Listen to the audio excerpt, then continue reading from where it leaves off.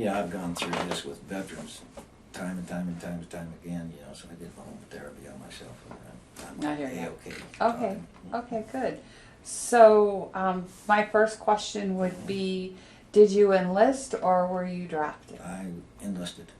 Right. And in what branch? I enlisted in the Navy and requested to be placed in the medical department of the Navy. Okay. And then, when did you go to boot camp? Went to boot camp in April of 1971. 67. Okay. April, did you go down San Diego? San Diego. Mm-hmm. Yeah. Do you want to talk some about your experience at boot camp? Boot camp was not as really rough as I thought it was going to be for the Navy. The Navy boot camp is geared towards teamwork because of what occurs on ships. You know, you can't have chaos, so you have to have teamwork to. Been there.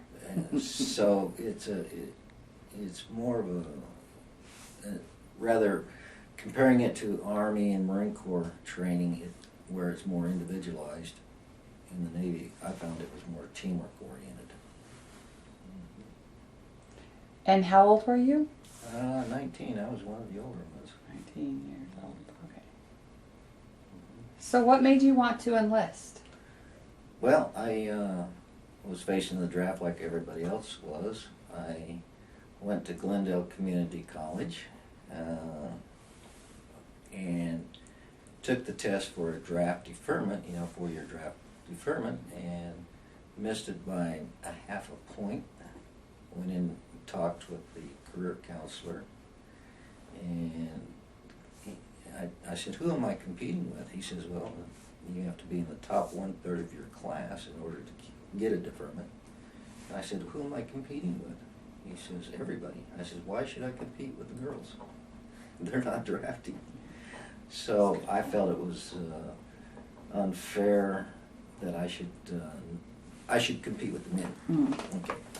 But so I says, okay, I know the draft board's going to be after me, and I had a friend whose grandfather was on the draft board, and he found out when his grandson and me were going to be drafted, so I went and enlisted. Okay, so your choice to go into the Right. Navy was because you knew your number was Coming up. good. That mail, not to open the mailbox, head down Yeah, to the it was recruiting coming station. due. Yeah. Okay. So do you want to talk about some of your experiences in boot camp, or were they just... Well, in boot camp, I found it to be very regimented, and it's a lifestyle that needs to be followed in boot camp. Structured, very structured, and the only way you're going to graduate boot camp is follow that structure. And where were you coming from? What do you want to give some background of your youth, or? Yeah, I graduated from South Mountain High School, and my last year at South Mountain, I was in this, I don't know what they call it nowadays, but back then it was called Distributive Education Club of America, DECA. Mm-hmm. So I went to work in the afternoons, got school credit for it, and I worked at a pharmacy, a Rexall pharmacy in South Phoenix. And so I got to talk with the pharmacist and the owner, who was a pharmacist also. I did a lot of checking in of the drugs and returning the drugs that were out of date to the company. And it got very interesting. At one point, I could tell you what company made it, how many were in a bottle, things like that. And so it sparked my interest. In fact, my boss actually offered me if I went to U of A, because that was the only place that had a pharmacy school, that he would give me a job all during my, on weekends, travel back up to Phoenix, and he'd give me a job. My uncle, my mother's mother's brother, he was regional sales director for Eli Lilly anyway. And he was encouraging me to go not only into pharmacy, but then into law school afterwards. Because when pharmaceutical companies go in and argue their patent rights, they have to send an attorney that don't know nothing about pharmaceuticals, and they have to send a pharmacist that doesn't know anything about law. Okay. So he says, if you got both of those degrees, he says, you will have a job for life for any pharmaceutical company in the world. So that's what he was encouraging me. So everything was pointing towards pharmacy at that time. So you said you went in wanting to go into the medical field. Right. Did you get to do that? Yes, I was guaranteed hospital corps school, knowing full well in the Navy that I could go with the Marines. I can't plead ignorant. I hear you. And so how was A school? A school. Mm-hmm. So where was it? And A school was, after boot camp, was at Balboa okay. in San Diego. I loved it. I enjoyed it. You had a registered nurse was our training instructor, and you had usually a senior chief petty officer as the company commander, and he taught. The nurse taught sterile technique and how to work on a ward and all that sort of stuff. The chief petty officer talked about preventative medicine, field duties and things like that. And how long were you there? The Navy Corps School was, I think, 36 weeks long. It was the longest of any branch of the service on the land. 36 weeks? Wow. Okay. Makes sense. That's long. Yeah. All right. Any experience you had during A school that we want in your story, or? Well, I was designated the laundry petty officer. Come to find out, that means I had to go get the clean sheets every 3 days. And but towards the end of our training, word came down that the Pentagon wanted 1,500 trained hospital corpsmen to have a pool in case something were to occur, and they could pull us on a moment's notice. And so no one coming out of hospital's corps school at that time got a C school, which would have been like pharmacy tech or x-ray tech or lab tech or anything like that. Right. No one got one of those schools. We were all, in fact, kept on the grounds there at Balboa in tents until 1,500 of us Wow. graduated, and we were all sent up to Camp Pendleton at one time for field medical training. And how was that? Oh, that was a fun experience. It really wasn't boot camp. We were all E2s or E3s. A couple of the corpsmen were E4s, but we were put at Camp Delmar, which is a small section of Camp Pendleton, and at that particular base, that's where the corpsmen trained, Amtracs, and I think Force Reconnaissance. And so while there, Force Reconnaissance thought it was really funny to run around the barracks at nighttime, screaming their cries and harassing us corpsmen.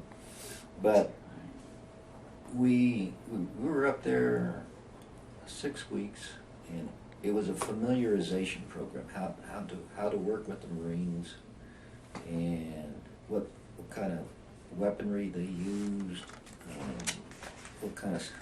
how they functioned as a unit, as a team, as a squad, as a team, as a company, and just kind of get the background of how do we corpsmen fit in with Marines.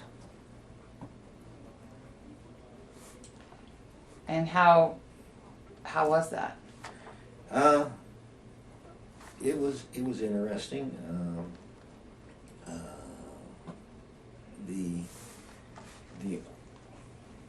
We basically learned how to tear down a 45 pistol, because that's, if we were going to go into combat, that's the weapon they were going to give us.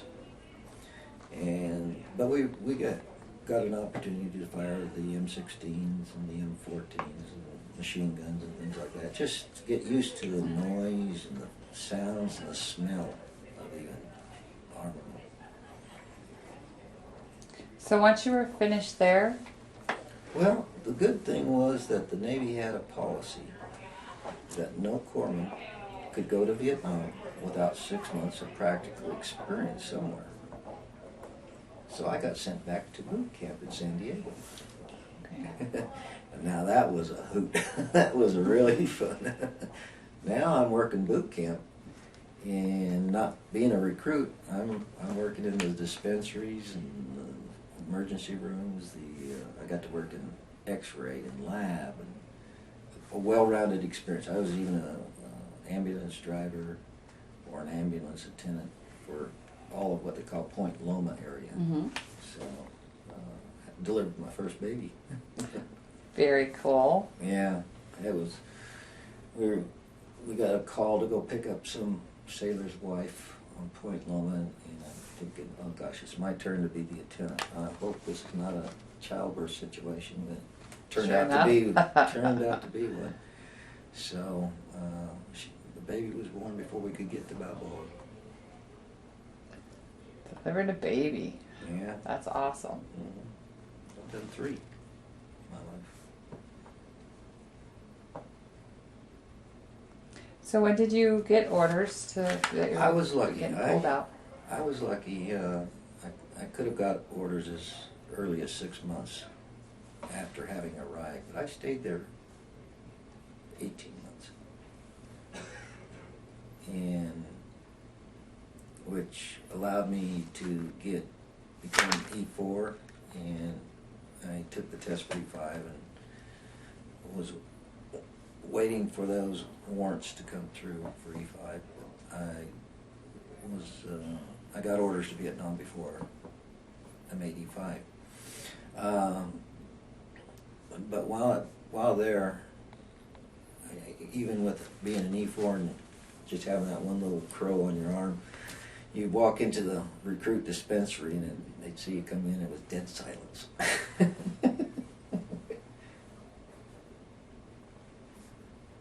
They were like in awe, right? Yeah.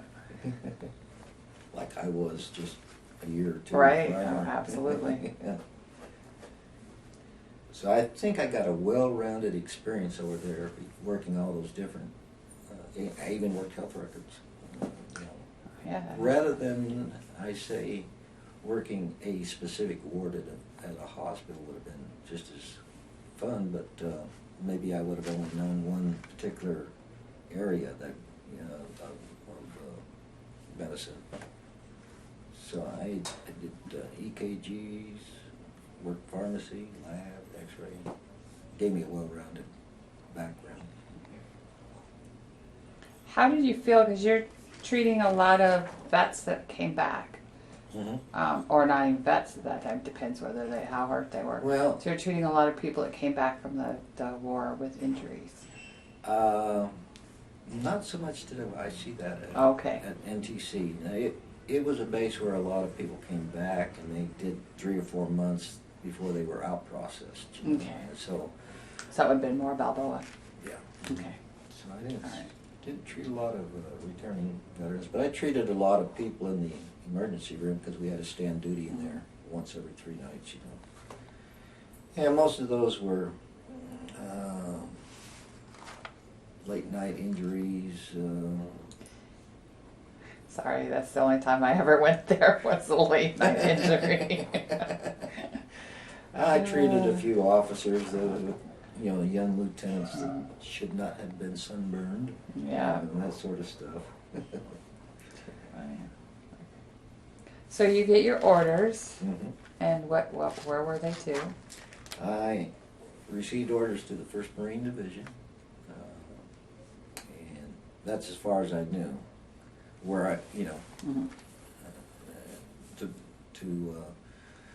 at that point when I got my orders to the 1st Marine Division, they came about 3 months in advance. That way I had to report in over to the Marine Corps and get a complete issue of the Marine sea bag. Because we wore the Marine uniform. Okay. With Navy insignias. So now I'm carrying 2 sea bags, Navy and Marine Corps. And it was scary, the thought of going over there, but I knew it was happening, going to happen, because having been sent up to Camp Pendleton, it was inevitable. Let's see, I think I reported into Da Nang after a 7-day trip in early June of '69. Don't remember the exact date. Okay, that's fine. Yeah, it took me 7 days to get there from Travis to Honolulu. Then from Honolulu we landed at Midway. And then from Midway we landed in Okinawa, and I was kept there for 3 or 4 days. Now, the flight from the States to Okinawa, we only landed in Honolulu for fuel and Midway for fuel. Whoever put together this flight did not know what they were doing. We had probably 12 doctors on that flight, about 25 nurses, and the rest were corpsmen. And if that plane would have went down, all that medical talent in one area, Right. It was, Absolutely right. yeah, I couldn't believe it. So. And how many corpsmen do you think were on there? Probably about 60 to 75 of us. It was the old Braniff Airlines. Okay. They had a contract of flying. Yeah. Yeah, you're absolutely right. That wasn't well thought out. Mm-hmm. But while on flight, the head doctor, who was a colonel, the highest ranking doctor there, he felt it was his obligation to stand up and give us a pep talk. And it was the kind of talk we really didn't want to hear. Why is that? Well, because he elaborated on our casualties and what our obligation was. We all understood that, knew that. We knew that the doctors were going to the Da Nang Navy Hospital for the most part. The nurses were too. And those of us that were corpsmen, we knew that in all likelihood we were going out to the field. Mm-hmm. So we didn't need a pep talk from somebody that wasn't going to be in our position. Mm-hmm. I hear you. So you land in Okinawa, and how long? You said 3 days? 3 days, yeah. Mm-hmm. And just kind of waiting? Waiting for the flight out. And then, fortunately, they didn't put all of us on that same flight. Mm-hmm. Okay. I think myself, and about 3 other corpsmen were the only medical personnel that were on the flight to Vietnam at that point. So how was that plane ride, knowing that... That plane ride was probably the most tense, because we knew the next point of landing was going to be Da Nang. And when we got near Da Nang, we had to close all the windows. And for what reason, I don't know. But, and then the plane, I could tell, was doing a circle coming down, It kept high elevation until it was over the airport, and then it did a circle coming down, and so it could land quick and get out of there quick, get us off. So when we landed, all of us got off the plane, and the Marines went one direction, us four or five corpsmen, we went in another direction to the Mac V Center, I think is what they called it. And I was kept there overnight, with a bunch of other corpsmen that had come in on other flights. So the next morning there was about 50 of us corpsmen ready, waiting to get our orders. And we were all in a line. And the chief said, okay, all those married take one step backwards. Yeah. All those married with one child take one step backwards. And there I'm on the front line. Mm-hmm. So all of us on the front line, we were going out to the field. And some people even on the second line went out to the field. But they tried to isolate those who were married with several kids, which is good. You know, I didn't mind taking that spot. Let them. Right, I hear you. Let them stay, work at the dispensaries or the battalion aid stations. But they've never been happier men that they were married with Yeah, kids, sure. right? Yeah. And so, upon being on that front line, what were your orders? I was ordered to, I wrote it on paper there, Charlie Company, 1st Battalion, 5th Marine Regiment. Now this was a very special regiment, I came to find out later on, because it was one of only 2 regiments in the Marine Corps that, during World War I, that got the French Fourragère. Okay. Yeah. And so I knew I was with a unit that had some history, and when I arrived in my company, well, first I arrived at the where the regiment was stationed. It was a base camp called ANHOW, A-N-H-O-W. A-N space capital H-O-A, ANHOW. And that's where the 5th Regiment was stationed at the time. It was probably about 3 miles from the Laotian border. And we knew where the border was because the river divided Vietnam from Laos. Right. There, then I went to the battalion aid station to get further orders from the chief corpsman at that time. And he says, well, I'm going to keep you here about 4 days. And I said, okay. Why? He says, well, we're going to get you indoctrinated and acclimatized. I said, okay. He said, now, I want you to go out there and start raking those rocks. So I did that for about 10 minutes, came in and said, Chief, let me explain something. I'm from Arizona. First off, I'm used to this heat. The humidity is something I've got to get used to, but I'm used to this heat. I'm not going to rake these rocks no more. How'd that go over? Well, the chief says, okay, we're going to send you then out on a med cap. And that was where I went out to take care of some Vietnamese civilians. Now, I didn't know it, but this village that was near the base was pretty well pacified. And so I get on this truck, 2 Marines, a driver, a Marine passenger, and a 13-year-old Vietnamese male gets on the truck with me. And I've got 2 foot lockers full of medical equipment. I was told that the young 13-year-old was an interpreter. And so we went out to this village. The Marines dropped me off at this one particular building, which was more of a hooch than anything else. And I did sick call for the villagers. Okay. Since this was my first visit away from Battalion aid station, I was conducting sick call with my hand on my .45 all the whole time I was there. And little did I know that the village was pretty well pacified.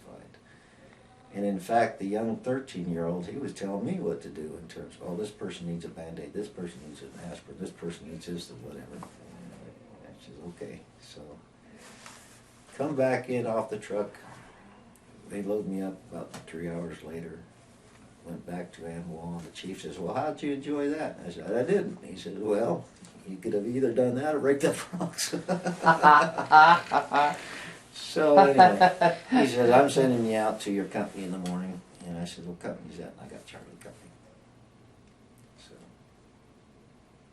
And do you want to talk about that experience? Yeah, I met them, my company, at a place called Liberty Bridge. And it was famous because on one side of the river was a massive compound, Hill 55 Marine compound, and the bridge went across the river, of course, and it was called Liberty Bridge. But on the other side of the compound was just a little tiny base camp, no more than a company that could stay there, and that's where my company was on the small side. And the only reason was to protect both sides of the bridge, you know. The main compound received all the incoming mail and supplies and everything. So while I was there for about 4 days, I went out on my first patrol, and the main compound was attacked from a position where we couldn't, on our side of the river, we couldn't return fire. We'd be shooting into our own. So we just kind of were ordered to watch the river, make sure nothing came down the river, and we just kind of sat there and watched the river all night long. Saw many weird-looking things coming down the river. Of course, everybody was seeing things, you know, at that point. And that main compound, was that on Hill 55? Mm-hmm. Okay. And next morning? Next morning, there was quite a number of casualties. They were still finding Viet Cong and North Vietnamese in the base. They had actually almost overran the base. They found some in the chow hall as late as noon. Goodness. I mean, still alive, hiding. Right. So that was my first chance of seeing casualties, both ours and theirs. And your response to that? My response was, my